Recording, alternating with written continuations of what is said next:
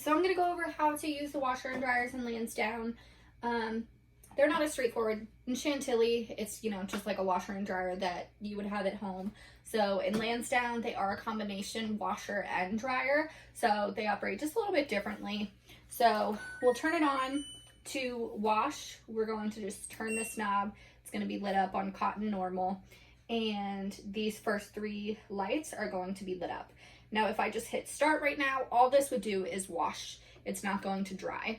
So in order to dry, we are going to go to this panel over here. We're going to hit dry, and you'll see this last light is lit up, and that's our dryer setting.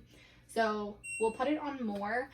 With these being a washer and dryer, there's a lot of moisture that's still inside of here. So it doesn't always dry completely. So you may have to come in and check to see if everything is dry and re-dry it. So if we needed to only dry, what we're gonna do, let's turn this off, turn this back on. So to only dry, we're not gonna turn this knob. Instead, we're just going to hit the dry button, and then you'll see just these last 2 lights are lit up. So right now, this would just re-dry everything that we had in there. Then you would just hit start, and that would go. The drawer here, our laundry detergent, and we do bleach with surgery coats.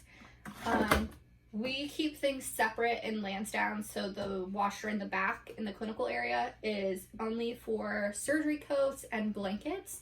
The washer and dryer in the front is for our scrubs and our lab coats.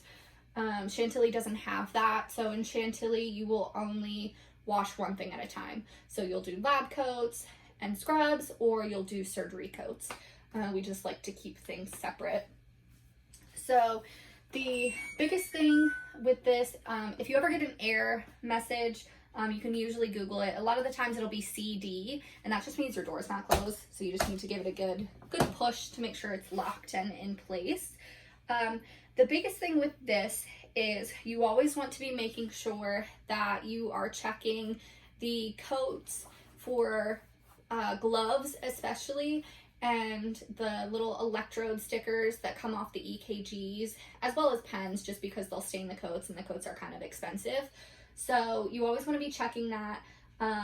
Those stickers for the EKG, those plastic backings and gloves, with these specifically, inside of here there's not like a trap to catch anything. So what they do is it ends up going through the kind of like plumbing and tubing of this washer, and it will stop working. So you'll come in and it won't be draining, and the washer will still be full of water. So to avoid that and to avoid expensive repairs, just make sure that you're checking all of the pockets, and you're not putting, you know, pens, gloves, stuff like that inside.